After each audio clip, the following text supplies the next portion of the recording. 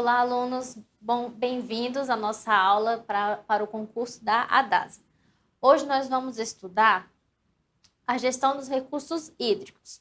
E aí vamos abranger um pouco de hidrografia, bacia hidrográfica, vamos ver bastante coisas relacionadas aos recursos hídricos e lá no final vamos falar sobre o gerenciamento dos recursos hídricos, tá? Então vamos aqui acompanhar comigo.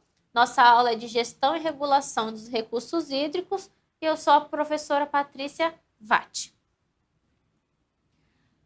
Então vamos lá. O que é hidrologia? A hidrologia é uma ciência que ela vai estudar a água no planeta Terra. Ou seja, vai estudar como se dá a circulação dessa água, a distribuição da água, as propriedades físicas, químicas, as reações que a água tem com o meio ambiente, com seres vivos. Então, tudo que a água toca, tudo que é relacionado à água, à evaporação, à precipitação, tudo isso estuda a hidrologia.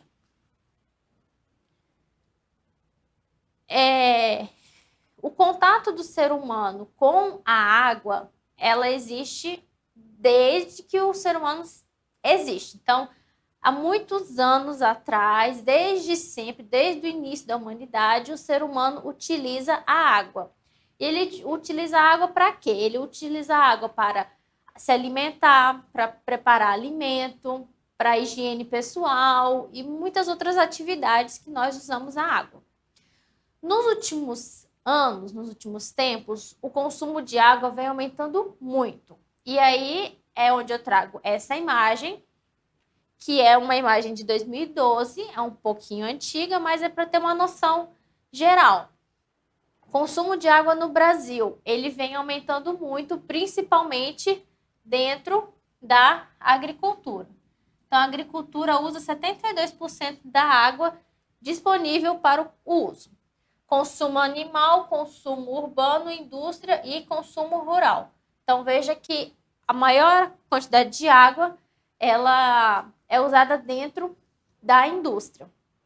E toda essa água que é utilizada nessas áreas de agricultura, consumo animal, até para o nosso próprio consumo, não é toda a água do planeta Terra que é utilizada, é somente água doce. Nosso planeta, ele é coberto por 70% de água, mas apenas 3% dessa água, que é uma água própria para ser utilizada. Então, 70% do planeta Terra, de toda essa água que nós temos no planeta, apenas 3% nós usamos. Mas a maioria dessa água doce que pode ser utilizada, ela está nas geleiras, ou seja, diminui mais ainda a quantidade de água disponível para o consumo. Então, é importante ter um cuidado com a água, conhecer o ciclo da água, conhecer como que funciona todo o processo da água de evaporação, conhecer a hidrologia, como que são as reações químicas, a reação do meio ambiente com a água e assim por diante.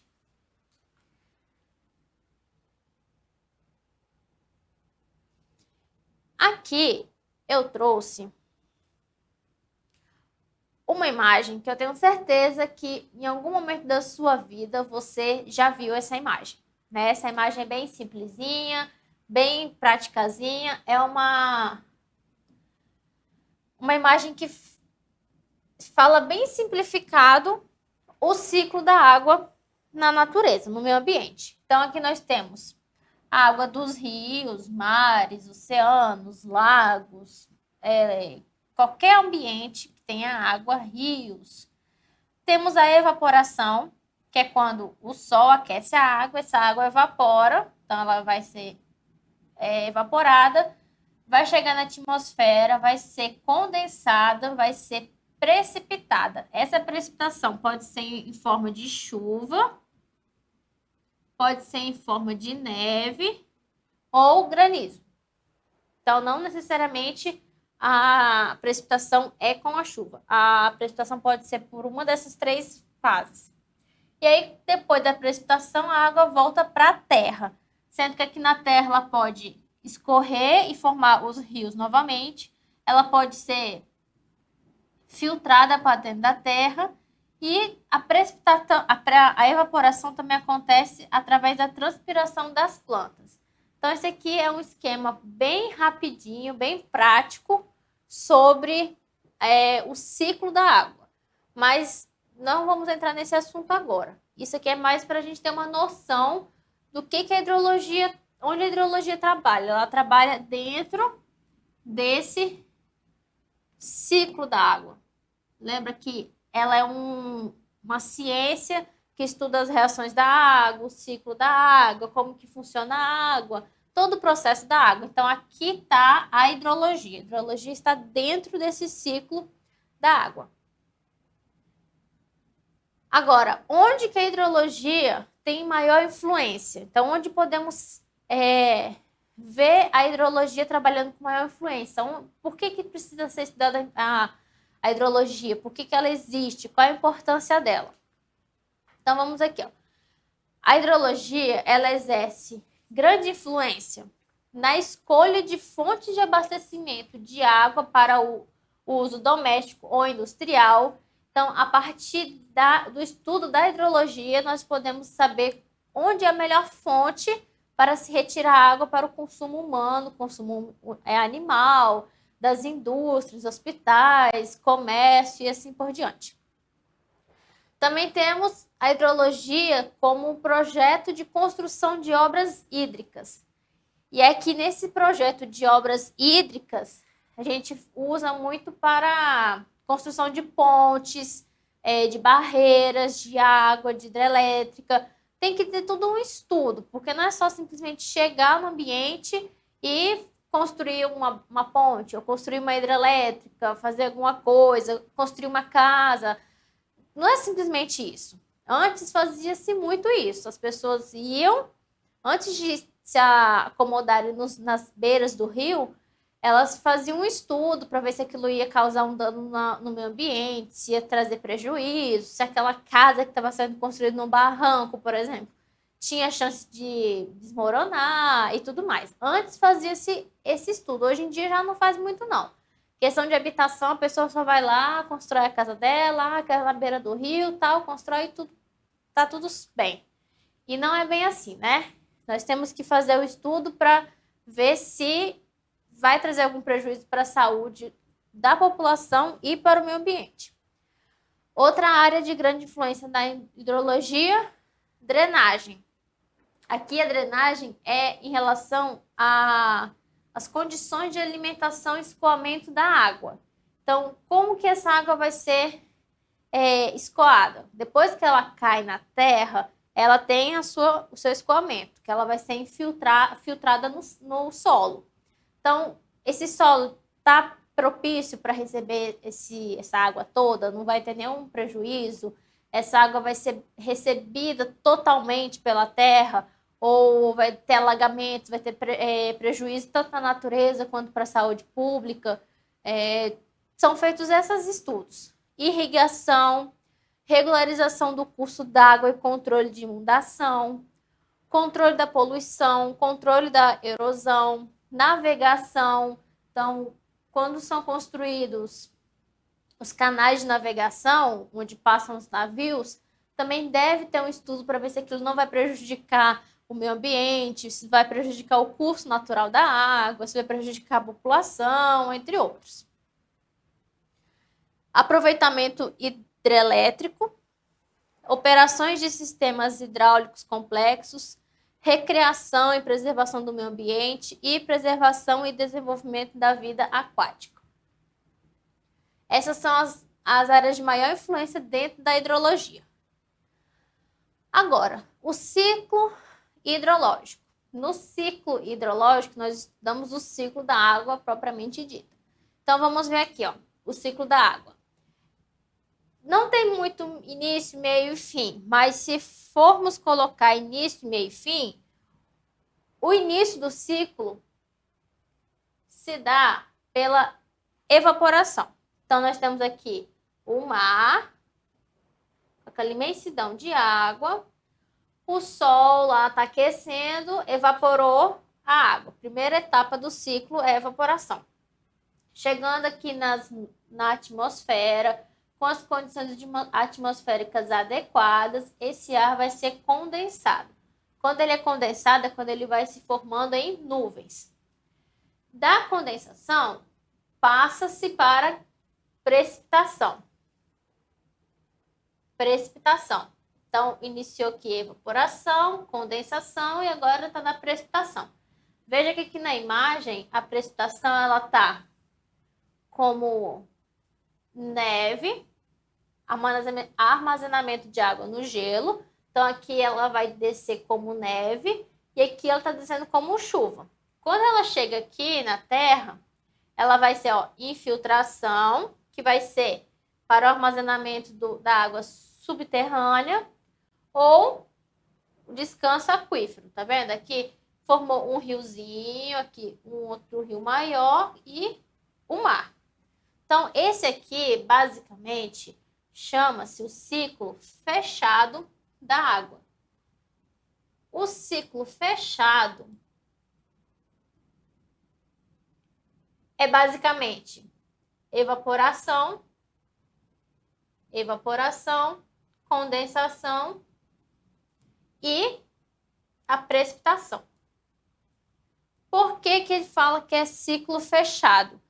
Porque ele acontece resumidamente nesse esquema, nessa ordem. É a água evaporada, condensada, precipitada. Evaporada, condensada, precipitada. Isso aí vai em qualquer momento, não importa aonde está acontecendo isso, o ciclo é esse. Evaporação, precipitação, condensação, precipitação. Evaporou, condensou, precipitou. O ciclo fechado, ele não necessariamente acontece no mesmo local. Ou seja, não é porque, por exemplo, a água está sendo evaporada aqui, nesse mar aqui, e essa precipitação vai ocorrer necessariamente neste continente aqui, nesse pedaço de terra próximo deste mar. Não necessariamente isso acontece. Pode acontecer da evaporação acontecer no local A. A evaporação pode acontecer aqui e a precipitação pode acontecer em outro lugar.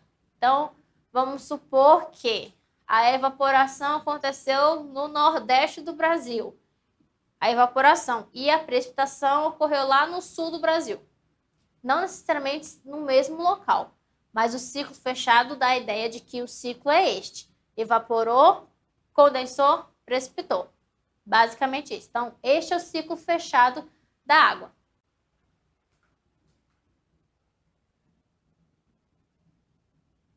Mas esse ciclo da água de evaporar, condensar e precipitar, ele não é perfeito. Ou seja, não é sempre que vai acontecer isso. Não é sempre que teremos a evaporação, necessariamente a precipitação. Já vimos que não necessariamente acontece no mesmo local. Então, o local da evaporação pode ser diferente da precipitação. Pode ocorrer de algum lugar ter muita evaporação e em outro lugar ter muita precipitação. Mas como esse ciclo não é perfeito, como nós podemos ter certeza disso? Certeza com estes exemplos. Por exemplo, aqui nós temos uma imagem da cidade de Rio Branco, no Acre, em 2015, quando houve uma chuva muito forte por um longo período e a cidade ficou alagada. Então, existem extremos desse ciclo, ou seja, não é um ciclo perfeito. Os extremos são as imperfeições. E quais são as imperfeições? São alagamento, como esta imagem, ou períodos de seca. Períodos de seca quando não chove e a cidade fica seca, o ar fica seco, o nariz sangra, fica ardendo, tem com a sensação de sufocamento. Esses são dois extremos do ciclo hidrológico, a cheia e a seca. Lembrando que as cheias, como neste caso aqui, não necessariamente é uma culpa da natureza, porque choveu demais e não suportou. Não, isso aqui tem muito a ver também com a ação do homem. Em que sentido? Quando se tirar a vegetação, apesar dessa imagem termos várias árvores, mas muita árvore foi retirada deste local para poder construir a cidade, construir as casas, a ponte, comércio, asfalto, que não dá para ver, né? Mas aqui passa um asfalto pelos postes, ali passa um asfalto. Então, o asfalto, as casas, a retirada da vegetação do solo prejudica a infiltração natural da água, principalmente quando coloca-se calçada, asfalto, porque é como se fosse uma proteção para a água não passar. Na verdade, o objetivo é este, né? Quando se constrói asfalto, coloca piche, né, aquela tinta preta, e ela serve para quê? Para proteger contra infiltração. Porque se não tiver esse piche, colocar o asfalto, vai ficar chovendo, a água vai infiltrando, o solo vai ficando mole, cada vez mais chances de desabar, fazer desabamento, asfalto cair, abrir um buraco no chão. Então, assim, a ação do homem influencia muito nesses extremos do ciclo hidrológico, de enchente, no caso. No caso da seca, aí não tem a ver com o homem, porque o homem não vai dizer assim, para de chover, né? Então, a seca é um ciclo natural. As enchentes também são naturais, porque até mesmo na natureza, nas florestas, pode ocorrer de ter uma enchente na floresta, a água subir mais do que o normal, mas a ação do homem influencia bastante. Outro problema relacionado à seca são quando atinge as hidrelétricas. Aqui é uma imagem de uma hidrelétrica que está no período de seca. Aqui era para ter água até, sei lá, era para ter água, aqui tudo de água. Mas com a seca, aconteceu isso, ficou só uma grande construção. Isso prejudica o homem porque não gera energia e tudo mais, né? Então, a seca também é prejudicial nesse sentido. Bacia hidrológica. O que é uma bacia hidrológica? Uma bacia hidrológica é uma área onde há precipitação natural da água proveniente da chuva e que escoa para um único ponto de saída.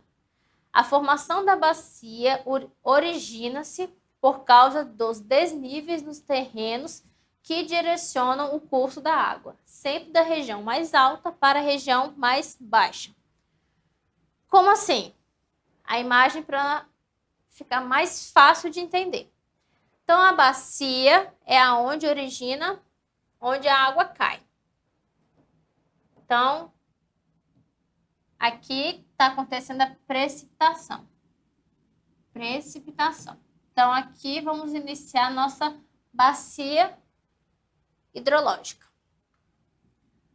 Aqui, se você perceber, a imagem, o desenho, é como se fosse uma montanha. A água está sendo precipitada lá no topo da montanha e conforme ela foi caindo, ela foi criando cursos de água. Vários cursos de água. E esses cursos de água existem por causa do desnível do solo. Então, o solo, ele não é retinho, bonitinho, lisinho. Não, ele é cheio de elevações, tem pontos mais altos, mais baixos. E a água ela vai escorrendo por esses desníveis que há no solo. E aí vai formando esses cursos de água. Então, aqui, ó, o rio tem sua origem na nascente. Então, o rio nasce ali na nascente. Bacia hidrográfica, ó, veja que na imagem, esse pontilhado amarelo aqui está delimitando a bacia hidrográfica. Então, quando falarmos de bacia hidrográfica, se você lembrar do desenho, que é a formação dos rios, onde a chuva começa a cair e vai formando os rios, vários cursos de rio, até chegar no rio maior ou no mar, né? Onde vai ser a sua foz, vai ser ou num rio muito maior ou no mar. Então, essa aqui é a bacia hidrográfica. Pode ter rio 1, rio 2, rio 3, rio 4, rio 5. Cada um desses rios está abastecendo esse rio maior aqui embaixo. E toda essa área tracejada de amarelo é a nossa bacia hidrográfica.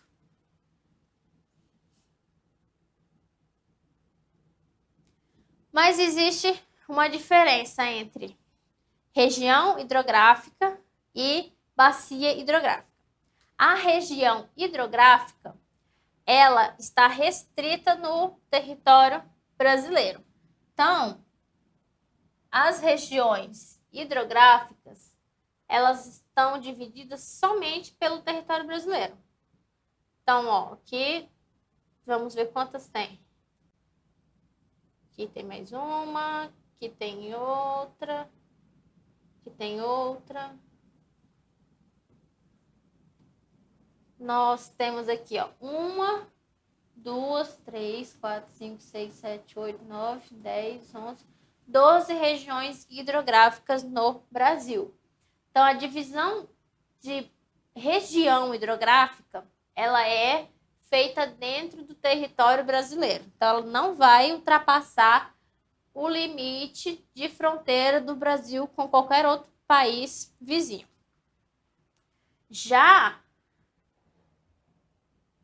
as bacias hidrográficas, elas podem sim ultrapassar o limite de fronteira, ou seja, aqui, por exemplo, na Amazônia, eu posso ter uma bacia hidrográfica que o rio que abastece todos os rios, a nascente dessa bacia acontece no Peru, na Bolívia, não interessa, entendeu?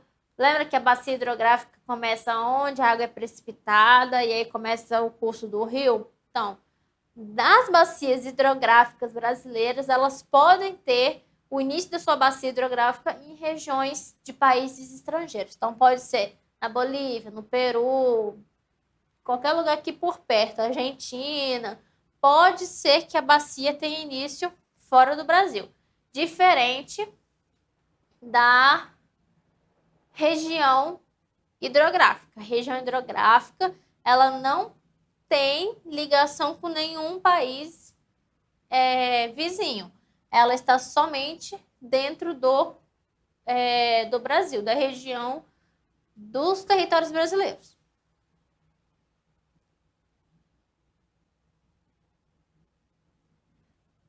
Elementos hidrometeorológicos. A nossa aula está sendo assim, bem simples, bem didática, bem prática, objetiva, porque o objetivo aqui é dar um direcionamento.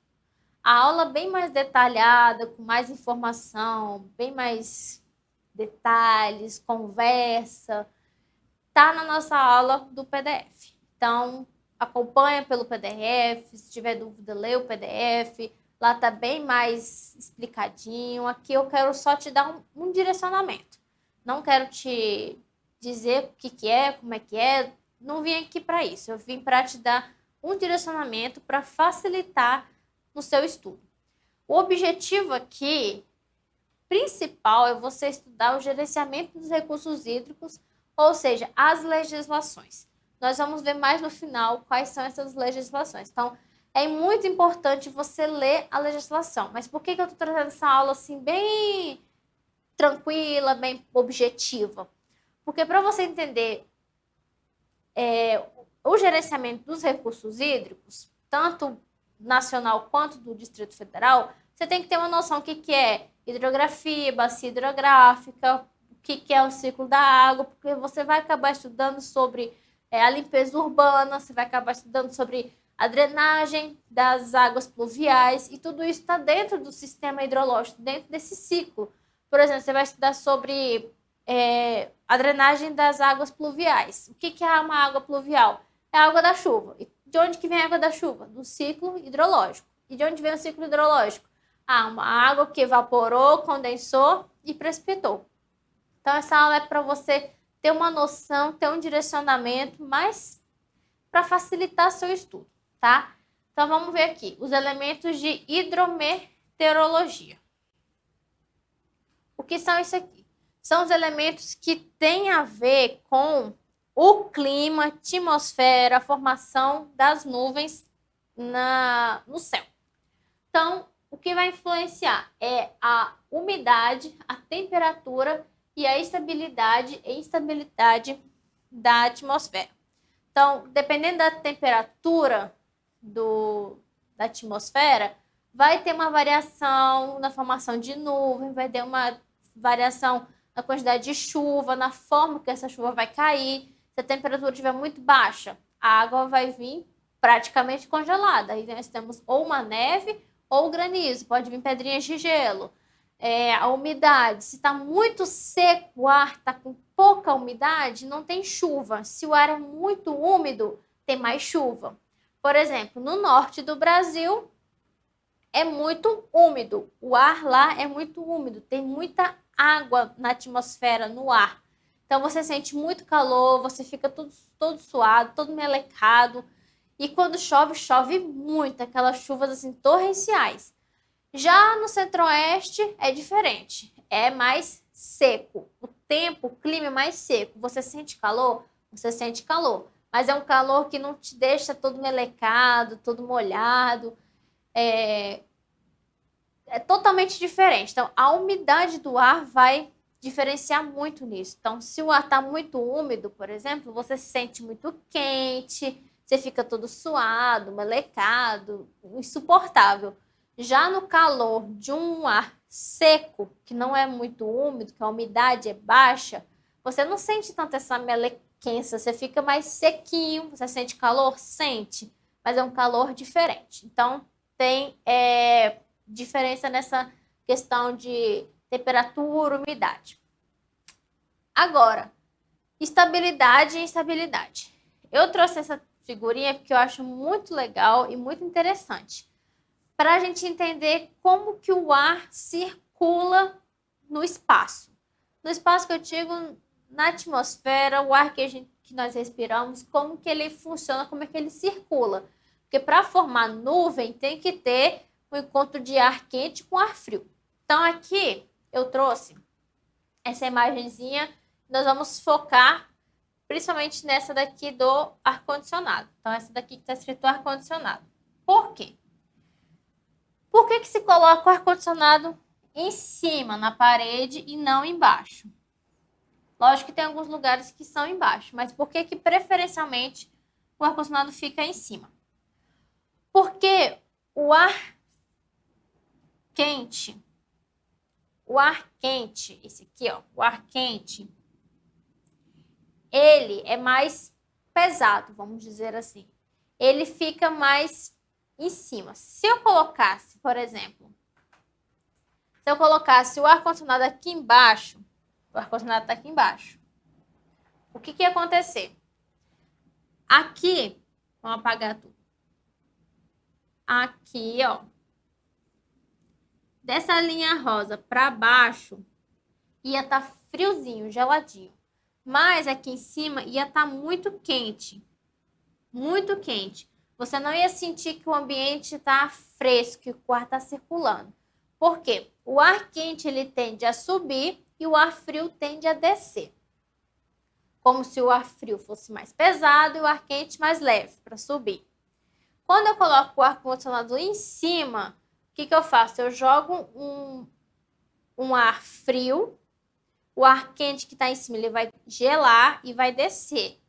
Quando ele desce, ele empurra o ar quente que estava embaixo. Então, o ar quente sobe, ele esfria, ele desce. E assim vai o ciclo do ar. Então, é a mesma coisa que acontece na atmosfera. O ar quente e o ar frio sempre tem essa mudança. E lógico que o vento auxilia muito, que no caso não tem como fazer, até mesmo o ar-condicionado é um vento que joga o ar frio e o ar quente sobe e assim vai circulando até ficar um ambiente mais confortável. Então, é a mesma coisa que acontece na atmosfera. Tanto é que a formação das nuvens se dá por esse motivo, ó. Temos aqui uma tempestade, e aqui do outro lado uma nuvem no céu limpo, grandona. Na tempestade, o que está tendo aqui? Eu estou tendo uma grande umidade, eu tive uma mistura de ar quente com ar frio, é toda uma questão climática que acontece, né? Mas a formação das nuvens se dá principalmente por causa disso, pela diferença de temperatura nas camadas da atmosfera. Nós vamos dar um intervalinho agora e daqui a pouco nós voltamos para dar continuidade à nossa aula.